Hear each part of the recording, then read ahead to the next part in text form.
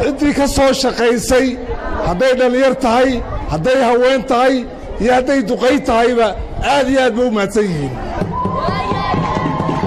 isku sheegi mayno gobolkan awdal xisbiga kulmiye waxa keenay nin habar cafaana keenay oo dacar baa keenay inantii ka soo baxday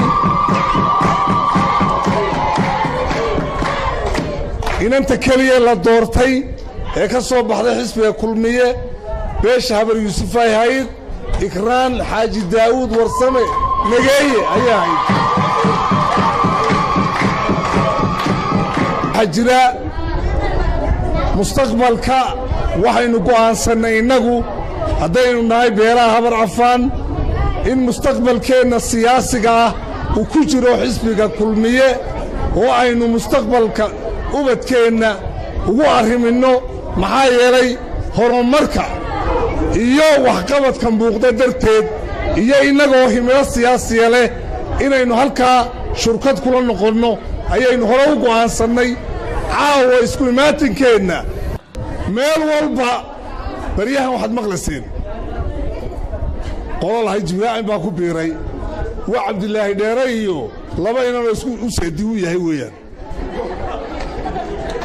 ninkii baabuurka lahaa iyo ma qarinayno ma sheegaynaa waayo magacayaga ma isticmaali karaan duqay baa joogta weynaa jooga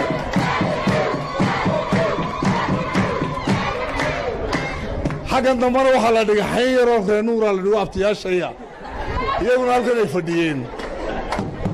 dee jibraacin waa kii halkaa yimidday caawa waatan habar yuusuf fadhida shiina dheera halkan uu ka batorinayaa xasan halasna halkan uu ka batorinayaa oo xasan waaba la sharaxo waxa la yidhi waan ku dooranaynaaye xisbigii soo socdun muu suga isagu maxaa wareeriyey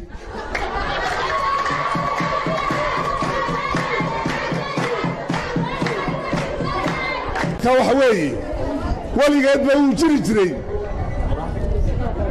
nin dadka ka yar baydha marka waxaa la odhan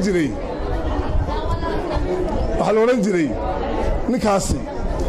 waa la iska ilaalin jiray waxa la odhan jiray hebel wuu inaga baydhsan yahay iska ilaaliya waan iska ilaalinaynaa hangara laguma dhutiyo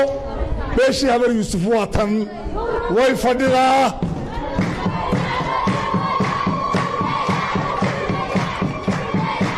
dooxan boorama gabay buursa halkan uu ku wada nool yahay innagu cid nooguma faando laakiin rag baa faanka daara ku dhistay malaha raggaasi faanaya shalay markaynu nidhi yaanu dhicin gacangada buursiyuuna daahir rayaala ku dhicin halkii kalaha ku dhaco rag baa codkii sheegtoo isku duuduubay oo yidhi annagaa codkan lahayn ha keenaan maanta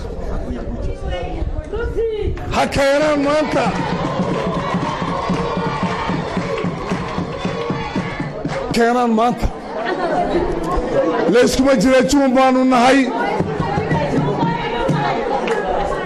annagu habar cafaan baa la naydhaa ayaan siinannaa xisbiga kulmiye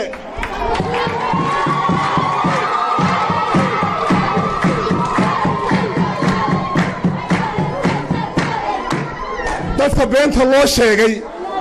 ee walaahawga lagu riday ee la yidhi ciddii u badnayd baa inaga soo hor jeedda waxaan ujeeddada halkaan nii keenanay ahayd inaan khoofka iyo doqonnimada ay rumaysan yihiin aan ka shaafino ayaan abaabulka intaa leeg ee adag u galnay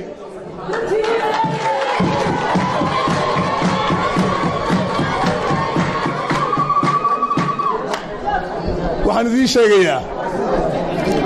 siyaasaddu waa shurkad weeyaan shurkad baynu la nahay xisbiga kulmiye shurkadnimadana waynu ku faa'iidaynaa maanta waa iyaga berrina waa innaga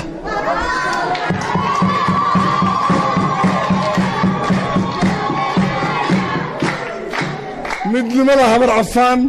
iyo wadajirkeeda ogaada cid badan oo cadow ku ah ayaa jirta haddaad mid tihiin awoodda gadabursigu waa idinka